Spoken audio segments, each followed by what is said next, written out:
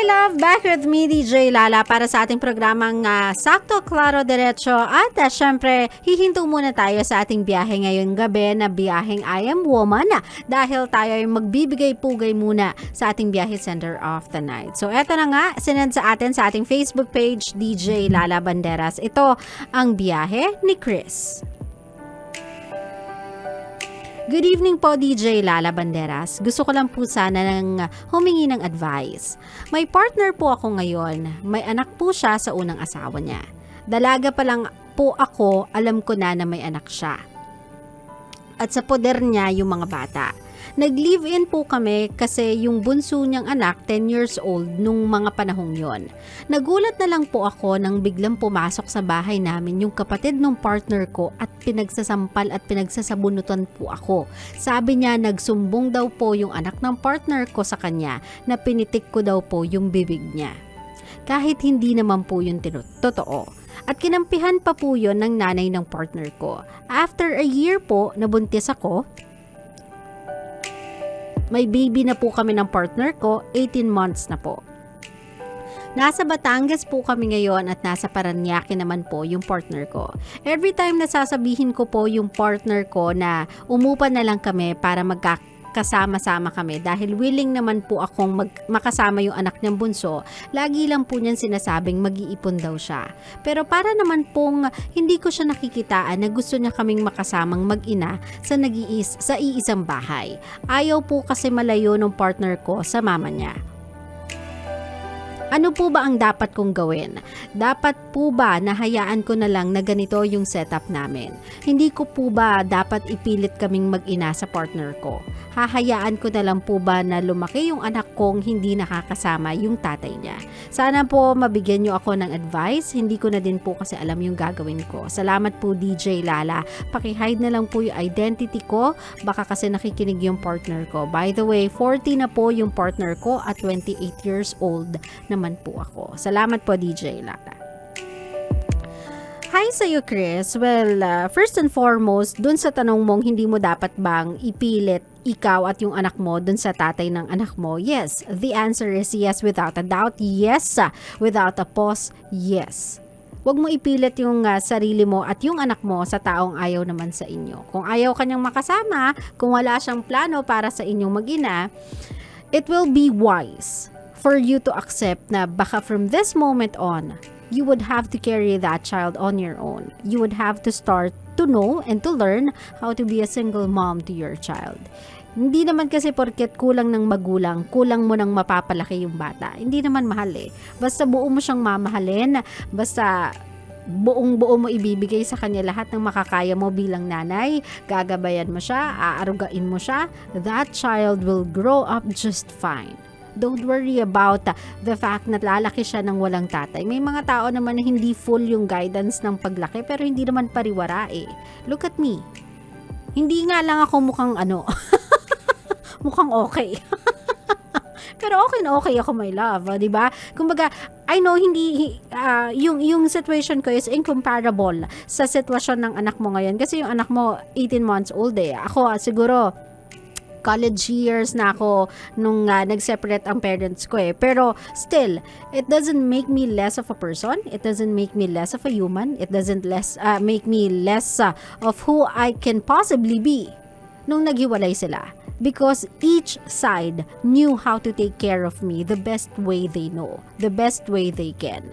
What I'm trying to say is, my love, wag mo nang ipilit yung gusto mo sa partner mo. Obviously, yung partner mo, even given his age, is not yet mature enough to handle things. Biruin mo, kayang-kayang gumawa ng kwento ng anak niyang 10 years old if yun talaga ay kwento lang, and I hope kwento lang yun, my love. I hope you are telling me the truth na hindi mo talaga sinaktan yung 10-year-old na batang yon.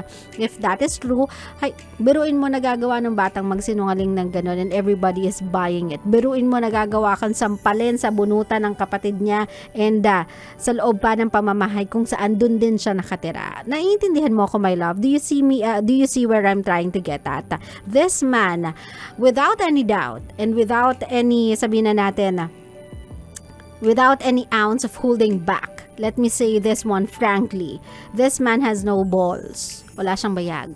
Okay?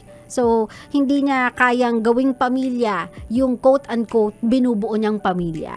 Kasi saan ka naman nakakita, 'di ba? You wanted a family, that's why nagkaroon ka ng another wife or another live-in partner, inanakan mo yung live-in partner mo kasi you are quote-unquote trying to create a new life for you and your kids, and yet hindi mo sila kayang pagsamahin sa iisang bubong na walang conflict.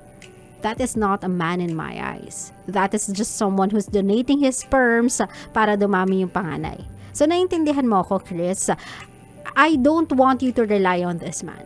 I don't want you to rely on his words. Kung babalik siya sa inyong mag-ina, kung gagawa siya ng paraan para magkaroon kayo ng bahay, para magsama-sama kayo sa ilalim ng iisang bubong ng nakabukod sa pamilya niya, para hindi ka nasasaktan, para hindi ka na ma-micromanage ng kapatid niya or na ma-micromanage ng nanay niya, then thank you kung gagawa siya ng effort. But if not, I don't want you to look at yourself with such pity na kawawa naman yung anak mo.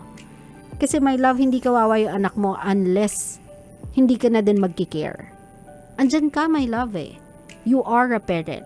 Sometimes, one is enough to teach that kid to grow up to be a fine man, kung yan man ay lalaki, or fine woman, kung yan man ay babae.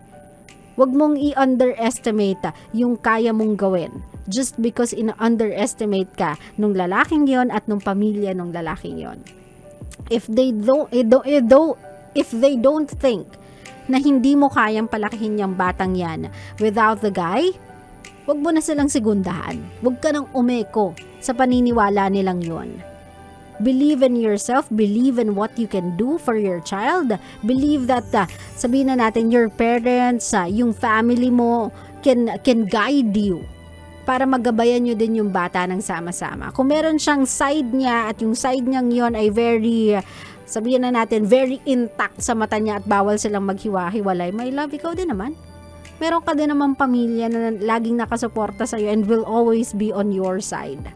Huwag mo nang ipilit yung sarili mo sa mga taong ayaw naman sa'yo. Huwag mo ipilit yung sarili mo sa mga taong nagda-doubt sa'yo. Huwag mong ipilit yung sarili mo sa isang taong walang paninindigan sa'yo. You have a child now. Meron ka ng anak ngayon at kailangan na at all cost yung kinabukasan niya yung maging priority mo. At all cost yung kinabukasan niya yung maging first and foremost concern mo. Kasi nanay ka na niya. Siya na ang mundo mo.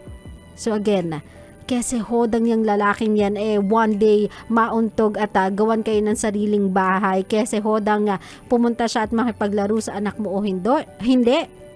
Ikaw, ngayon pa lang, be smart enough. Build the life ng kayo lang dalawang mag-ina. Don't tell yourself you can't. Because a lot of ladies can. A lot of women can. And they are no different than you are.